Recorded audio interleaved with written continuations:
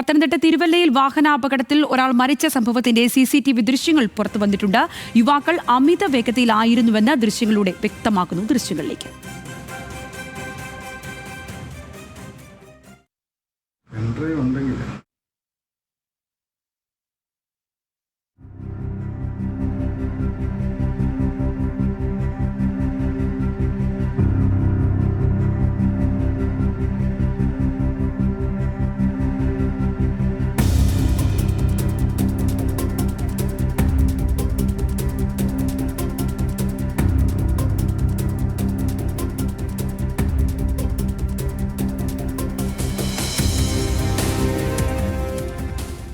ഇന്ന് രാവിലെ ഉണ്ടായ ഈ അപകടത്തിൽ കുറ്റിപ്പുഴ സ്വദേശി ടിജു പി എബ്രഹാം മരിച്ചിരുന്നു. ശ്രീരാജ് ബാബു വിശദാംശങ്ങളുമായി ചേരുകയാണ്. ശ്രീരാജ്, ദൃശ്യങ്ങളിൽ നിന്ന് തന്നെ മനസ്സിലാവുന്നു വല്ലാത്ത അപകടം, അമിത വേഗത തന്നെ അപകടത്തിലേക്ക് വഴിവെച്ചു. ഒരു മരണമുണ്ടായി, മറ്റൊരാൾ ചികിത്സയിലാണെന്ന് കൂടി മനസ്സിലാക്കുന്നു. അയാളുടെ നില ഏത് രീതിയിൽ?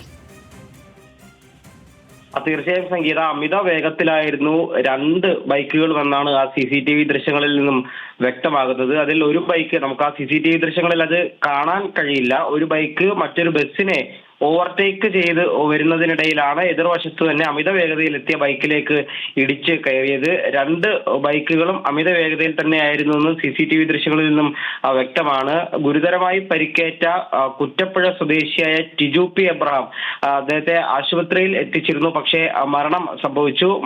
മറ്റൊരു ബൈക്കിലെത്തിയ കോട്ടമുറി സ്വദേശിയായ വിഷ്ണു നിലവിൽ തിരുവല്ലയിലെ സ്വകാര്യ മെഡിക്കൽ കോളേജ് ആശുപത്രിയിൽ ചികിത്സയിലാണ്. ഇയാളുടെയും പരിക്ക് ഗുരുതരമാണ് ാണ് ആശുപത്രിയിൽ നിന്നും ലഭിക്കുന്ന വിവരം. ഇത്തരത്തിൽ അമിത വേഗത്തിലെത്തി മറ്റൊരു ബസ്സിനെ ഓവർടേക്ക് ചെയ്യുന്നതിനിടയിലായിരുന്നു മല്ലപ്പള്ളി ഭാഗത്തു നിന്നും തിരുവല്ലയിലേക്ക് വന്ന സ്കൂട്ടറിലേക്ക് ഇടിച്ച് കയറിയത്.